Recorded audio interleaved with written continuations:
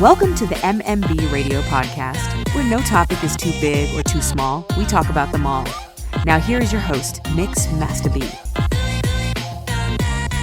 What's going on? It's your boy, Masta here, live from the MMB Radio Studios for the MMB Radio Podcast, where no topic is too big or too small. We talk about them all. And on this episode of the podcast, I have a woman who is a former professor, a military veteran.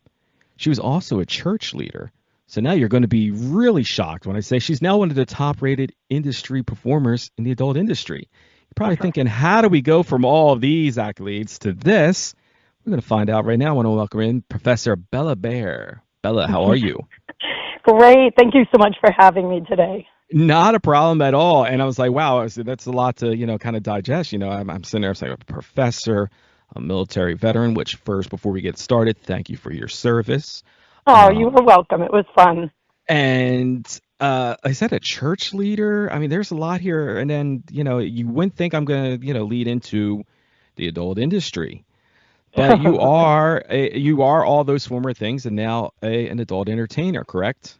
Yes, I feel like I have multiple personality disorders. I would say so. Like I said, it's like it feels like when you get one of those resumes and you're applying for a job and then you're looking at it, you're like, this is bullshit. She's got all these extra things. She didn't do all this stuff, Right. She cured world hunger, Sounds like lies. I agree with you. She ended 7 wars.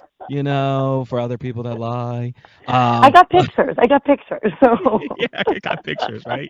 In the AI world that we live in now, I got pictures. Oh, God. ChatGPT, pull this up. I know, that is not my generation, so I never think about that. That you're right. I could make it look like I was on the battlefield and I wasn't there. So for people who are not aware of who you are and how you got into this business, kind of tell us, how did you go from doing all these other things into the adult business, or why you really got into the adult business? Yeah, so, I mean, so much backstory leading up to the actual getting into porn. I'll start with that part. My husband, we've been married 32 years. He actually almost died of COVID in July of 21. And I'm a nurse by trade. He's a PA by trade. We're both medical. And it was not looking good for him. And we weren't sure if he was going to make it. And he will tell you, just like I think many near-death experience survivors will tell you, that you have this time to reflect and think about your life, who you are, what you've done, what you wanted to do that didn't do. And your brain just kind of starts going. Well, once we realized he was going to be okay, he started thinking about, we have 3 kids, and the third one was about to leave the house. The other 2 were at college. And I was just an all-in mom. He was an all-in dad. And he was worried about me that when number 3 left, I would kind of lose my identity, like I think a lot of women do. And so we had been married for 5 years before we had kids. And he was just kind of hoping to get that wife back, not the wife, that was just super busy with 3 kids for 22 years. And so he suggested an quotey finger adult party, and me, being naive at the time, thought, okay, this is just going to be a party with no kids, right? Well, no, it was a lifestyle party. Lots of stories about that, of course, but maybe 6 months later, kind of started spending a lot of time with one of the guys that was my playmate. He was a content creator, and he basically said, you should start an OnlyFans. And I thought it was hysterical. I thought, please, I'm 51, nobody wants this. Like, there's so many, but there's a niche for everything. I didn't realize that, and so he taught me. So the guys kind of conspired, set up the OnlyFans. I said, I'm going to just keep doing what I do on camera. You can do whatever you want with it. I don't really care. And that's kind of how we got into content. I had no idea. I mean, we were top 2% within the first few months, and I couldn't even believe it. And so here we are almost 4 years later. I think this July, August will be 4 years since I started doing content. And here we still are. Now, prior to your husband, possibly, leaving us here, did you guys have this kind of open, sexual type relationship? Or was this something like a result of him, having COVID? Was he, you were a church leader. You would think that you're not thinking along these lines and everything. Was he always kind of just open to these ideas prior to his medical scare? So it's kind of funny. We didn't think so, but then looking back, I'm like, well, damn, we should have known. We should have known. Me. It was things with me. So I want to say, second year we were married, it was Christmas Eve. I wanted to go dancing. There was nowhere to go dancing except a strip club. So we go to the strip club, and before you know it, I'm making out with one of the girls. They're giving me an outfit. I was going to get on the stage. He was like, I think this is a terrible idea. But just that wild, hey, you only live once, let's do it. And then maybe a year or two later, we laugh about this now because at the time, again, we weren't putting two and two together, but now seeing how wild and crazy I am, he's like, we should have known this. Like, we were going to Vegas, the kids were little, and we were getting away for the weekend, and I was like, we should get a prostitute. Like, they're tested. It would be safe. This would be so fun. And he was like, Jesus Christ, who is this woman? So you kind of brought this out of him. I think so. I was the more wild and adventurous one. Then we went back to Vegas, and we're in the hot tub, and somebody was telling us about the Green Door, and I'm like, what is the Green Door? And, of course, it's a lifestyle club out there. I was fascinated. I'm like, how do you know where it is? I'm thinking it's, like, underground. He's like, well, they have an address. You just tell the Uber driver. But it just seemed like this dark underworld that nobody knows about. And it was fascinating to me. And then few years later, we see this movie called Savages. I don't know if you've ever seen it. It's an amazing movie, Blake Lively. And it's about Polly. It's a throuple, and I was fascinated. I'm like, wow, she loves them both equally but different. And so it's just kind of funny. Like, obviously, we were monogamous for 28 years, never cheated, never even thought about cheating. We both have had a very healthy sexual relationship from day one. I always laugh. He's the first guy to find my internal G-spot. So literally we married after only knowing each other 5 months. I mean, it's crazy when you're telling all this, because when you were saying about, him having like that near-death experience, I was wondering if maybe that was something that triggered him. You hear these like weird stories about like people that go like into a coma and then they come out and then they're speaking like with a different accent. A different language. Yeah. And I'm like, okay, was this guy like, straight as an arrow when he went in and then came back and was like, hey, like, let's start fucking making content and, you know what I mean? Like having you do wild, crazy shit. But it sounds like you were the one that was kind of like the exhibitionist, I would say. That was kind of like, gosh, yes.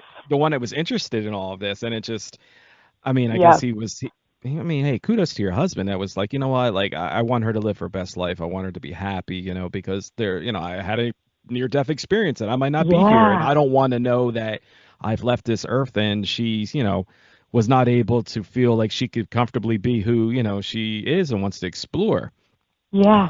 Well, he'll tell you that really putting me in that environment, he even said, he goes, I had no idea. I had no idea what you would do. I didn't know if you would do anything at all, but I thought it would be fun to be able to dress up and go to clubs with carefree, free-spirited people, dressing slutty, dancing, having fun, just trying to maybe reclaim a little bit of our youth. And he said he had no idea that I would be like a fish to water. The cool thing is a lot of dudes would be like, yeah, you say you got into it for her.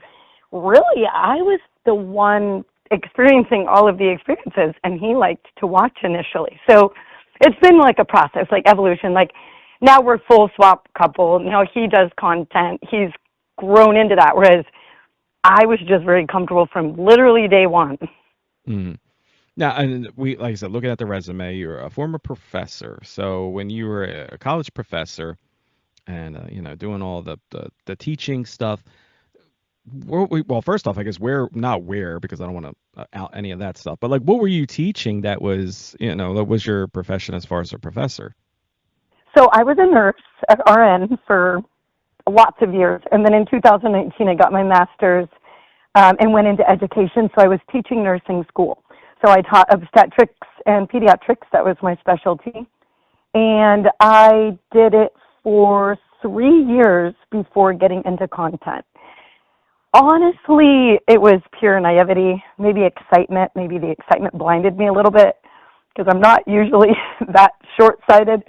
I thought I could keep the two things separate. I thought Monday through Friday, Yeah, I'm that's doing tough. I didn't realize it at the time. So literally I did my job, and then on the weekends I was a completely, obviously different person. And I would have my fans say, so do you fuck your students? I would be like, no, I don't. That's Yeah. like my kids. Like, I have a moral obligation to them. They're in a very rigorous program, and they're relying on me to get them through my semester. So And I I mean, you never could looked at kind it of that way. you could kind of understand where like people you were going to get those type of questions, Oh, or it's you were a going to get fetish. people that Absolutely. yeah, it's Yeah. a fetish that people are going to think about that, and they're like, "Ooh, Yeah. professor, were you doing Yes. anything kinky? Like what did they have to do to get an A?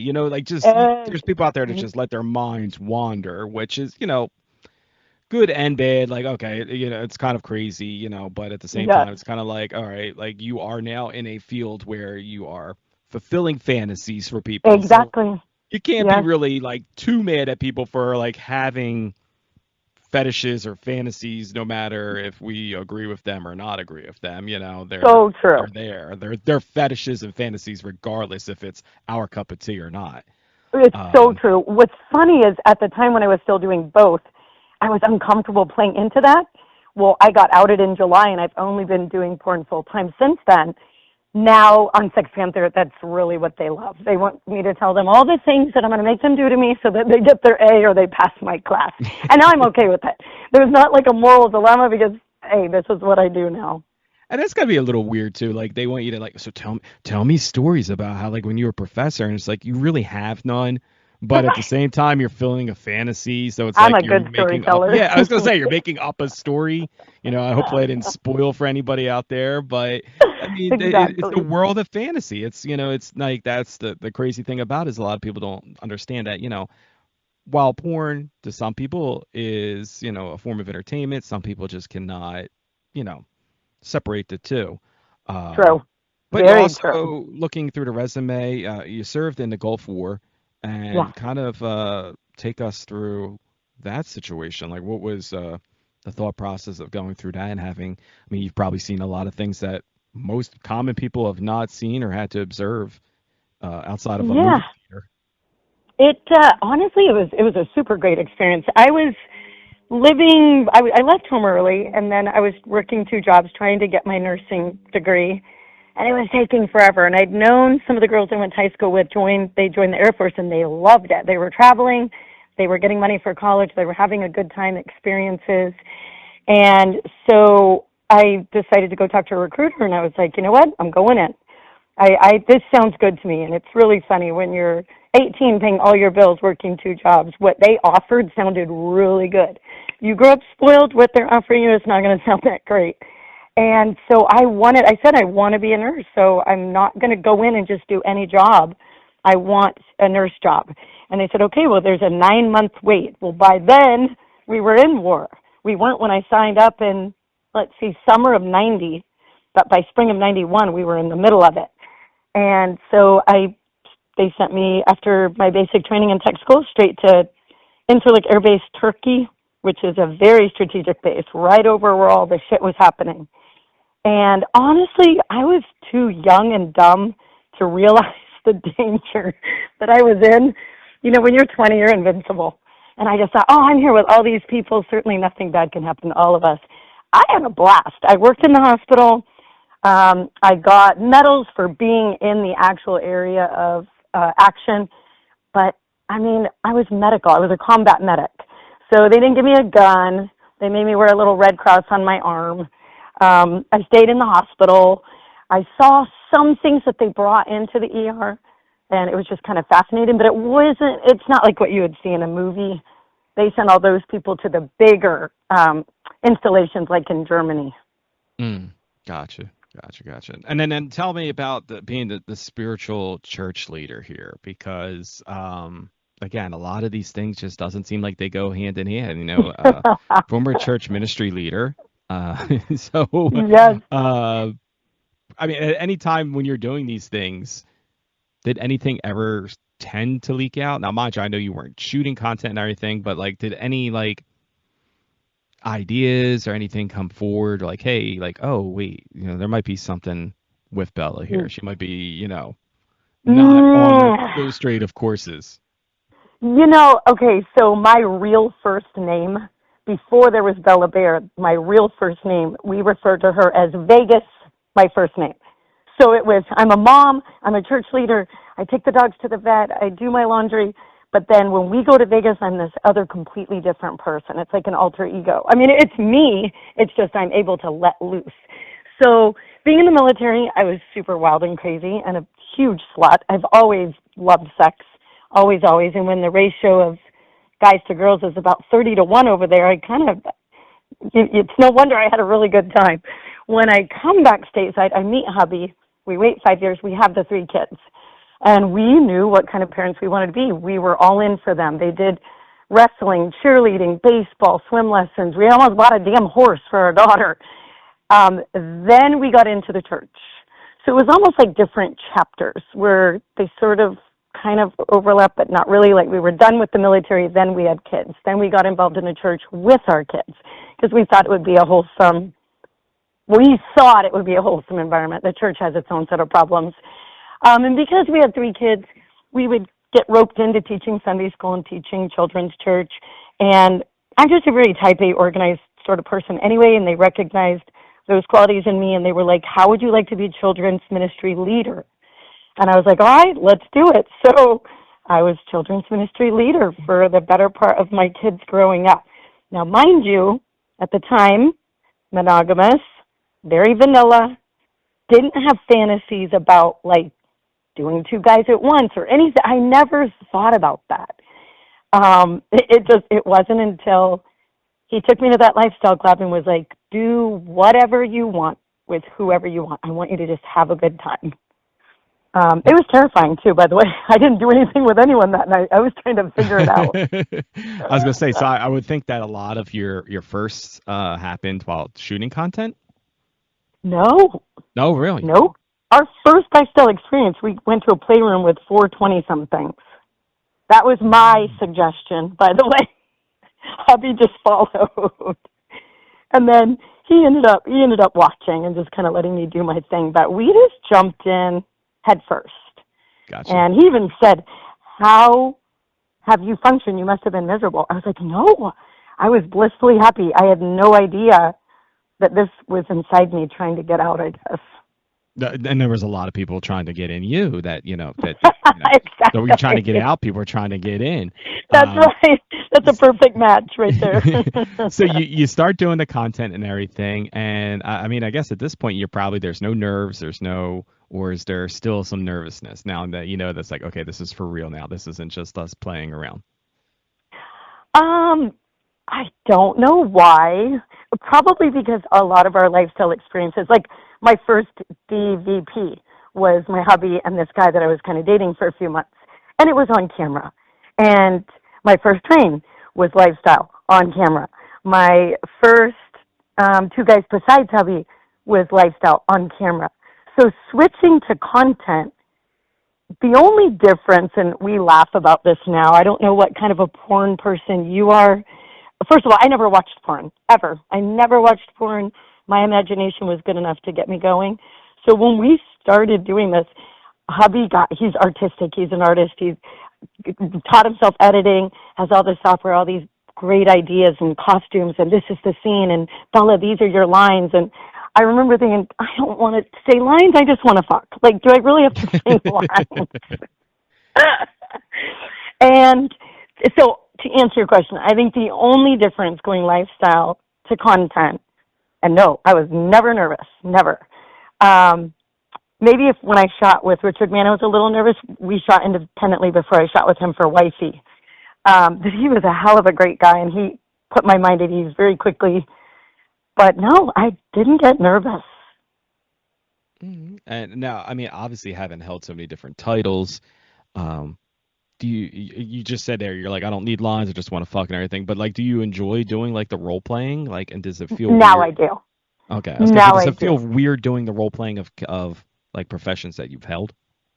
No, not at all. In fact, I just got cast for Naughty America's Naughty Teacher episode, so not at all. I'll be probably doing that either next month or the month after in Vegas or LA. Got you. So again, you're doing all these different shoots, but at what point do you you have grown kids? Do you have any kind of I wouldn't say the word regret, but do you have any kind of nervousness now that you've your totally career change on the horizon here?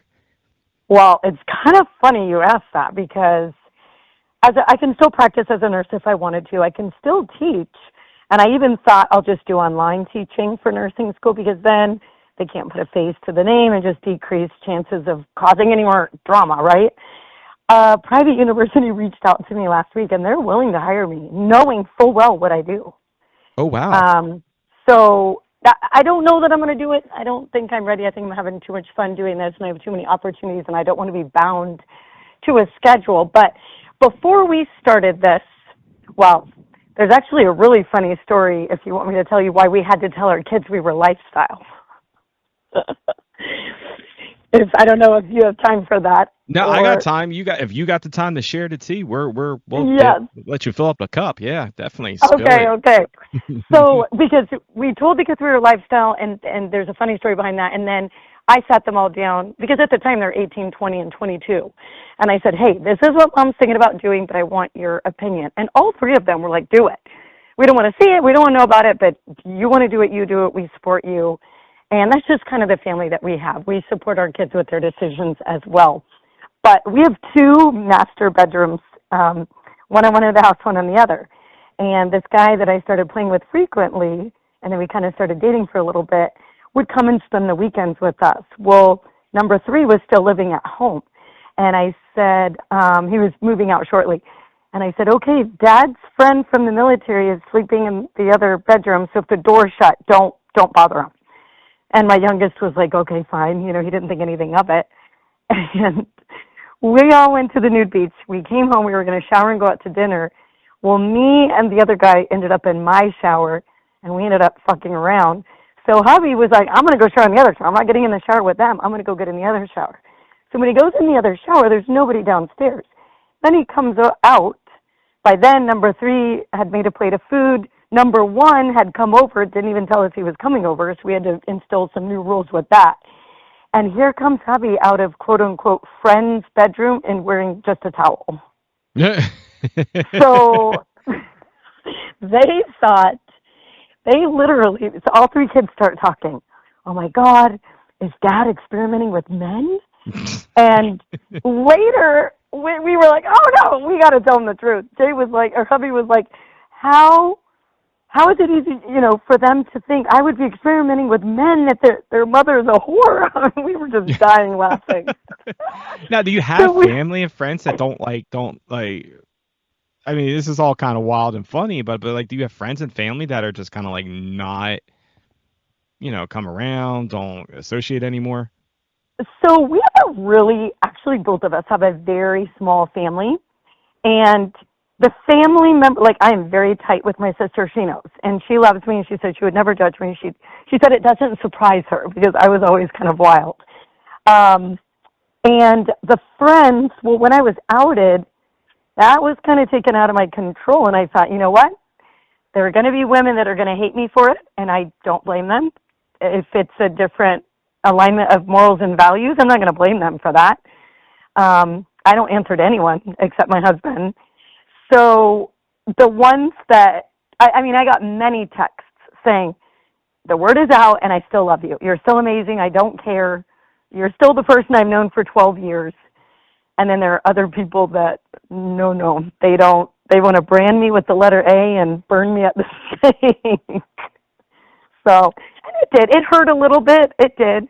But I knew, remember I said when I started this, I thought I could keep the world separate.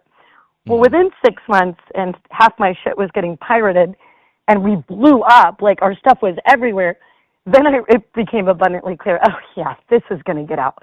And even hubby said, it's not a matter of if, it's a matter of when, so I just want you to prepare yourself. So for 2.5 years, mind you, I did both for 3 years.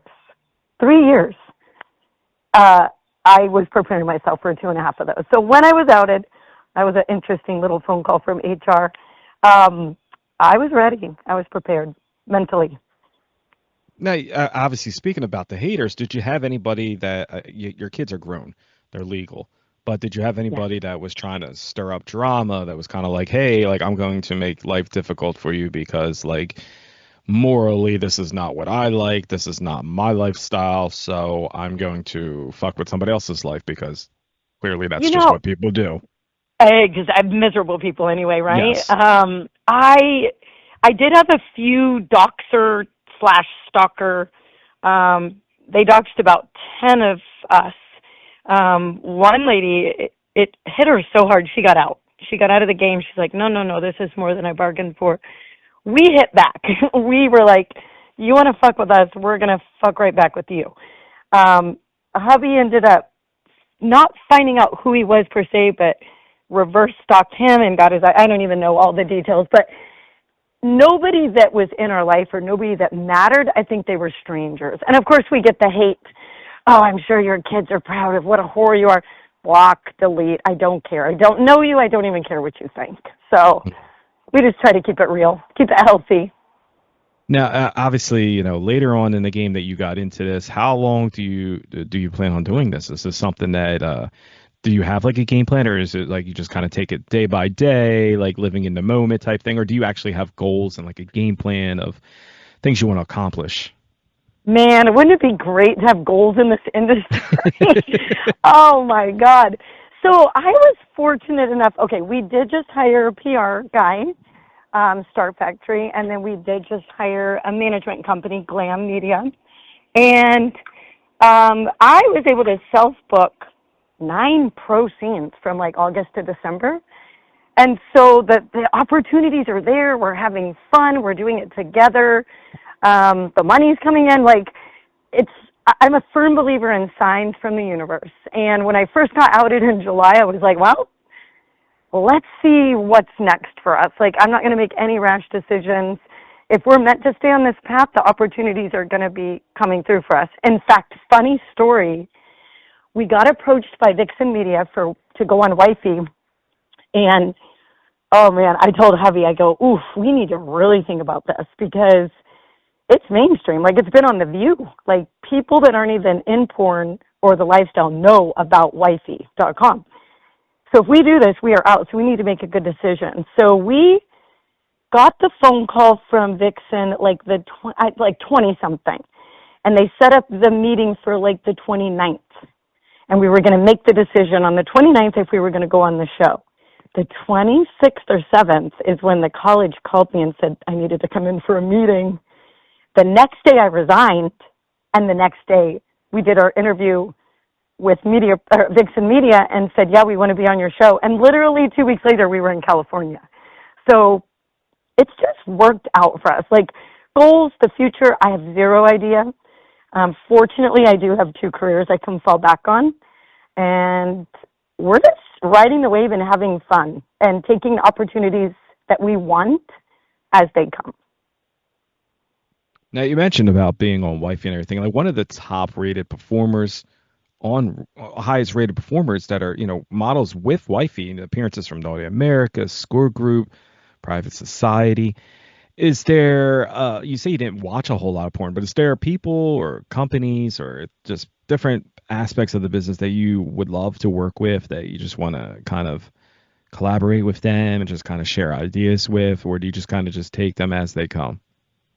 I take them as they come. Like, the 3 production companies you just mentioned are so different. Like, if you've seen Score's porn, if you've seen Private Society's porn is more, and they're amazing. I love them. I'm going to be going back, I believe, May to shoot with them. They're more raw, organic, like amateur. The way they do it, they've been doing it forever. They do a great job. Score is more, I know this sounds funny, it's like porny porn, Mm-hmm. And then to me, Vixen is like, like the creme of the crop. So if I would love to work with all of those studios again. They were all amazing. They treated me great. It was fun. I loved my co-stars. But if I could shoot again for Wifey or Milfy, I would absolutely, I would love that.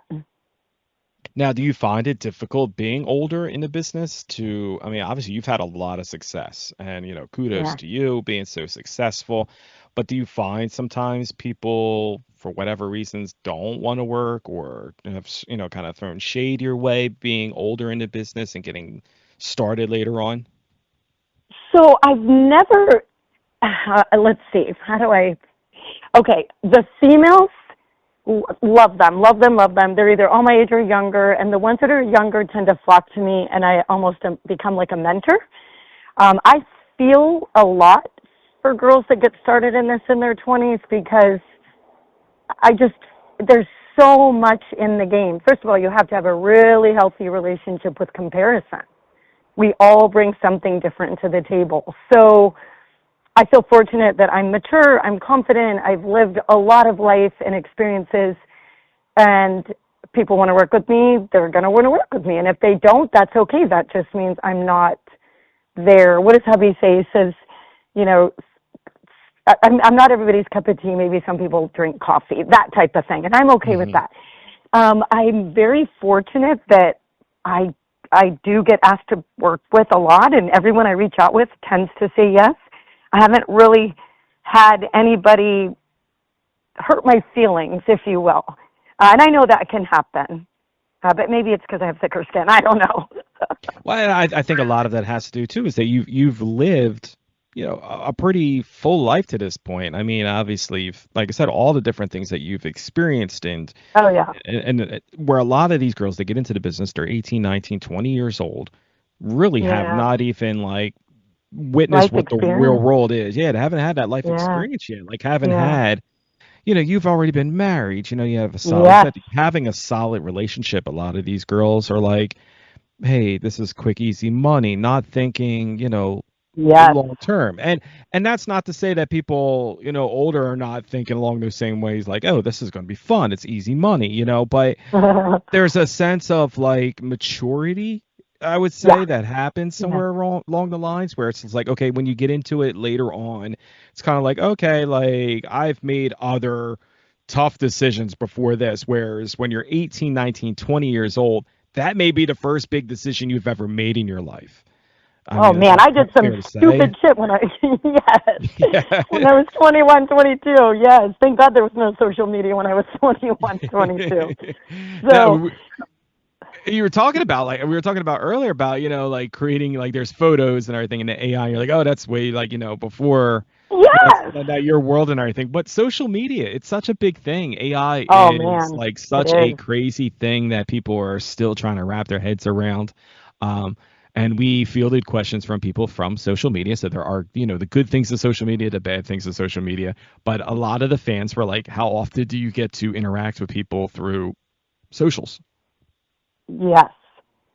Are you asking me? Yeah, like how often, like a lot of people, because there's so many fake things out there, and there's like AI out there, so it's just like you can literally like tweet to somebody or like message somebody on any kind of social media platform, and you're getting like an automated AI reply from somebody. And a lot of the fans, they send me messages like, how do I know I'm really like talking to her and not someone else? It's true. I've had to tell my fans, hey man, be patient. I am doing this all by myself. I don't have chatters. You are genuinely getting me. And for $21.99, they think they're going to get me all day, every day, and that's laughable. So I have to kind of set them straight on that. Like, listen, you don't get unlimited responses from me. I'm navigating multiple platforms, many different people that are trying to communicate with me.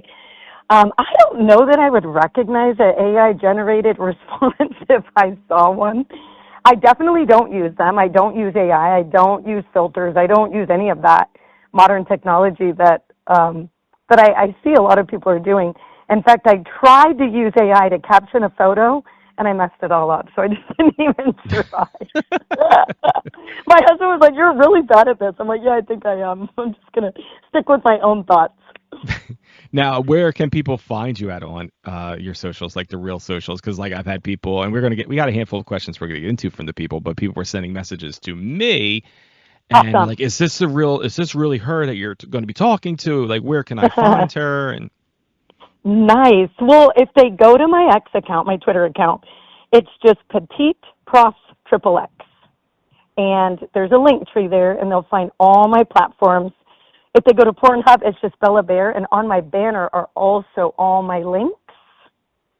And if they're looking specifically for like my VIP OnlyFans, which is where I chat most of my days, or Sex Panther, but VIP OnlyFans is Bella_Bear_petite prof, triple X. So, but if they go to X, just go to Twitter and type in petite prof triple X. They should find my link tree. There you have it. So anybody out there who wants to know if they're talking to the real you, because again, it's such a scary world out there, and people are sending money, and people are, I know. And then we like, and I hate to say, like, I've laughed at some people, like I've seen these like horror stories where people are like, oh, I've spoken to this famous celebrity, and they're like, send me $30 so I can pay for this bill, and I'm like, these people are like multimillionaires. Why are they asking like for $30? And just like, why are they asking for gift cards of stuff like? But some people get so caught up and so infatuated with different people online. And you mentioned about having like that stalker incident that you had. But do you have do you get bad times on socials like this? Is it pretty calm and tame for you, or do you still have to clap back at people that are just being crazy? Honestly, I feel super lucky. I mean, men tell me every day they want to get me pregnant, which is really funny, or they send unsolicited dick pics, but I don't get harassed. I don't get doxxed. One time, I don't know how the hell this happened, a fan from England sent me something, and it was my Amazon wish list, and it had my real name and address. And he's harmless. He's been with me from the beginning, but he was like, Bella, is this you? And I'm like, oh, my God, yes, that is absolutely me. And it was before I was outed. And he was like, your secret's safe with me, and he never said anything. But I try to push him to the paid sites because I just don't have time to talk for free on the Twitter. So it's it's pretty calm. It's pretty chill, I would say, then, for the most part. Yeah, I feel really lucky. It's usually very sweet messages from husbands' wives or husbands saying, you're an inspiration to my wife who is your age. And women are trained to, like, after a certain age, we're supposed to shrivel up and die and not have sex and not want to be sexy or have fun. And so I am 55, I feel 25, and that's kind of how I live my life. I would have never guessed, honestly, that you were 55, looking at your photos and everything. I was like, and I'm not just there to get, gassing you up or anything. It's just the honest to God truth. I'm like looking through this, and I'm like, there's no way that she's 55. I'm so lucky. I've had people want to see my driver's license. I'm like, I don't know how to do that without giving you all my information. Yeah, right. Without giving you crucial information. Yep. Now, at 55, like, what do you do to have like a fun time to relax and unwind when you're not doing all of this, adult entertainment stuff? I love to read. I love to cook. Hubby and I love to go to the beach. We like to travel, sit in the hot tub with mimosas.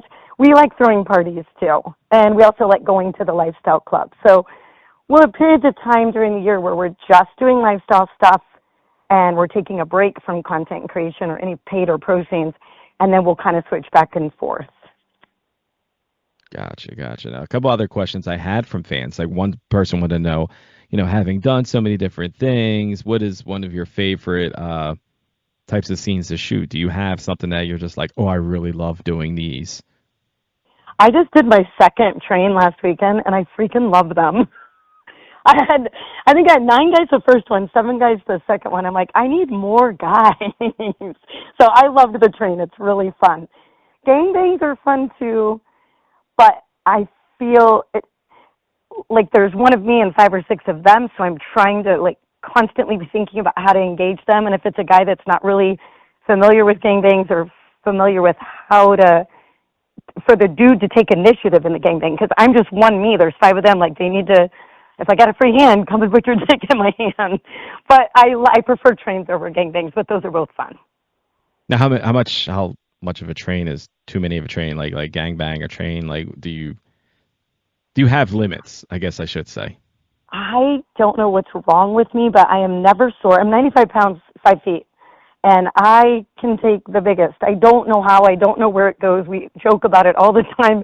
Hubby calls me Elastigirl. I have no idea how it works. A lifestyle train I did, I fucked 6 or 7 guys for about 6 hours. and they just kept taking turns. And we take water potty breaks and just keep going. So I'm kind of the Energizer Bunny. When you hear the word insatiable, that is definitely me. He says he needed to get into the lifestyle so that he could get some help with me.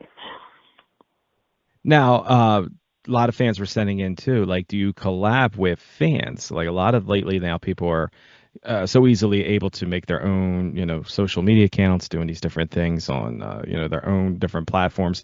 And a fan was like, do you collab with people? And if so, how could they inquire? Yeah, they can reach out to me. Let me give my Gmail. Actually, no. Go to my Twitter. My Gmail is in my Twitter bio. I do for select, not for everyone, and I do charge my BG rate, which is studio rates. So I've actually only done it one time, and it was a blast. He had a blast. I had a blast. He got this video that he said he'll treasure for a lifetime. And honestly, it was somebody I would have played with at the Lifestyle Club anyway. They kind of missed out there. They kind of just kind of missed out on, Yeah. Little too late to have experienced the full effect. One of the other questions someone had for me is there people that you want to work with? And I know we mentioned the different companies you would like to work with, but is there people that you are fans of or people that you're, an admirer of that you're like, oh my God, like this person's so chill. I just want to Oh, yes. So I think I found in this journey that I am 60-40. So I'm 60% women, 40% men. Like, I love women. I think they're beautiful. I think they're strong and powerful. I'm a woman uplifter. I'm not a woman competitor. I stay away from women competitors. I just have the hugest crush on Brandy Love, and I got to meet her, and I was starstruck, and we laughed, and I'm like, why did we get a picture? But if I see her in Chicago this week, I'll definitely get a picture with her.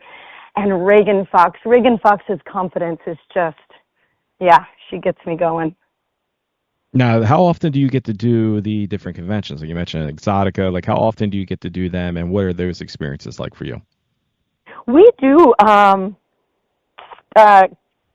consistently. We've done Exotica Miami, Jersey, and Chicago every year, and XXX Miami. We did AVN once, but I just didn't feel like it was as fruitful as the Exotica and the XXX conventions are.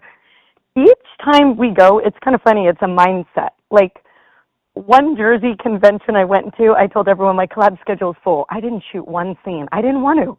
I wanted to just network. I wanted to go talk to vendors and go meet people that I follow on Twitter that I knew were going to be there, and just hang out at the Airbnb with all my friends and have a good time. And then there's other times where I will go and I'm just busting out the collabs because I'm in a place where there's 4 or 5 guys that we've been trying to work together for 2 years and we're finally in the same space. So it becomes more about collabing than the networking. But I never have a bad time. We always have an Airbnb full of people. It ends up being a big party and everyone has a good time.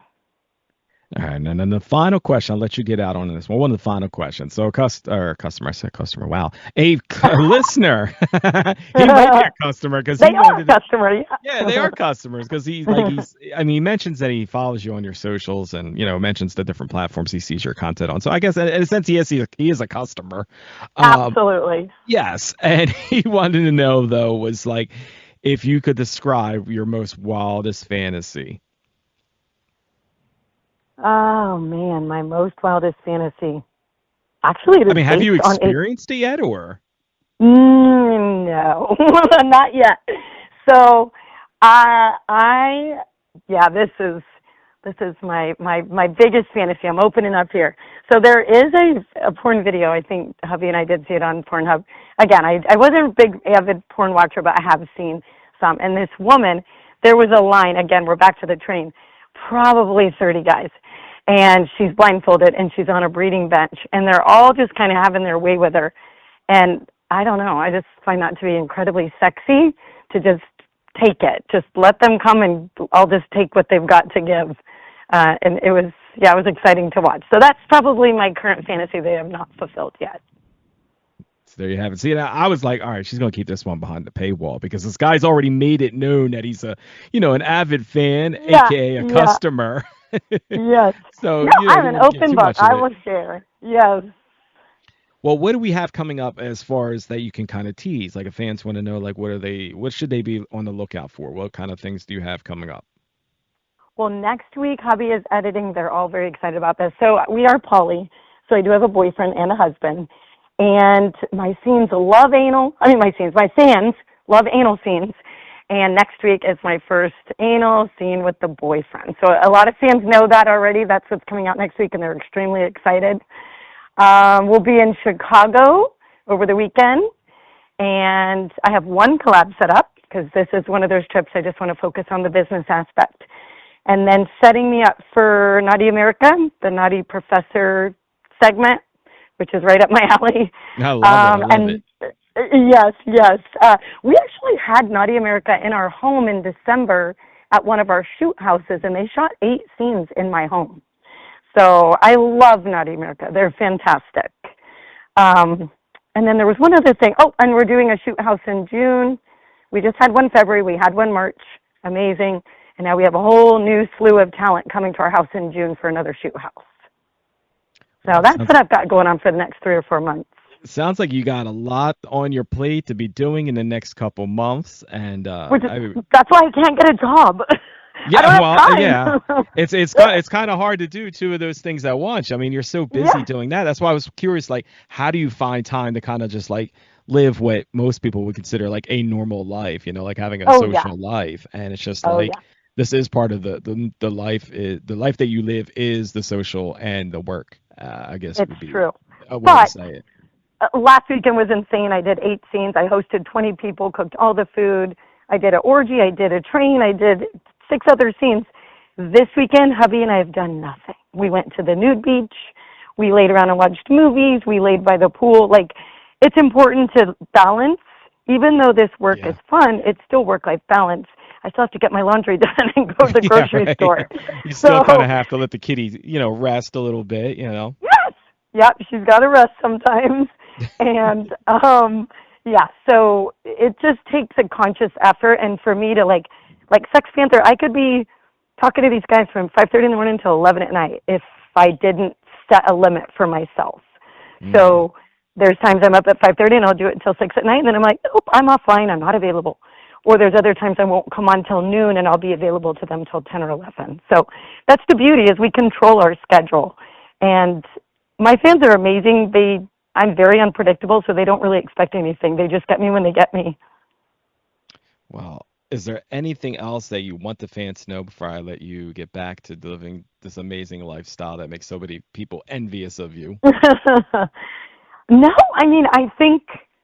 we could talk for days, I think. I'm just talking about the fans could talk to you forever, but, I know you got a busy life there, and, it's just been cool having you on to hear some of these stories, and, we definitely would have to have you back on again, because anytime. I feel like there's so many other avenues and things we could talk about.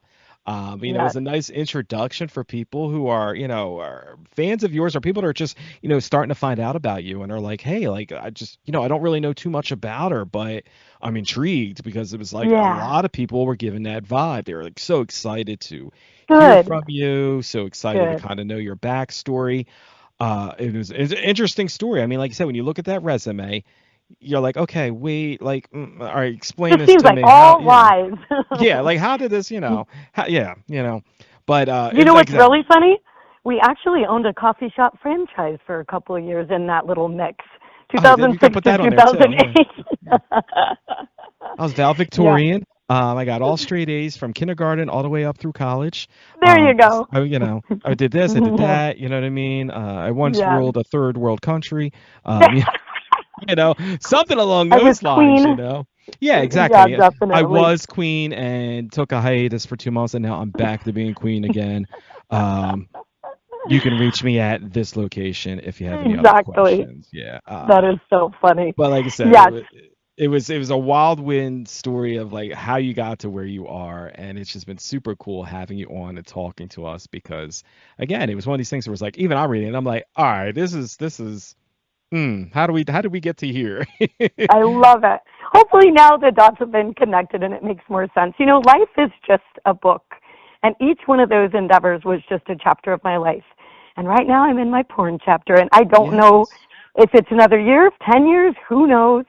We're just going to go with it, and as long as we're having fun and people want to do it, and people are buying my stuff, like, I'm going to keep doing it.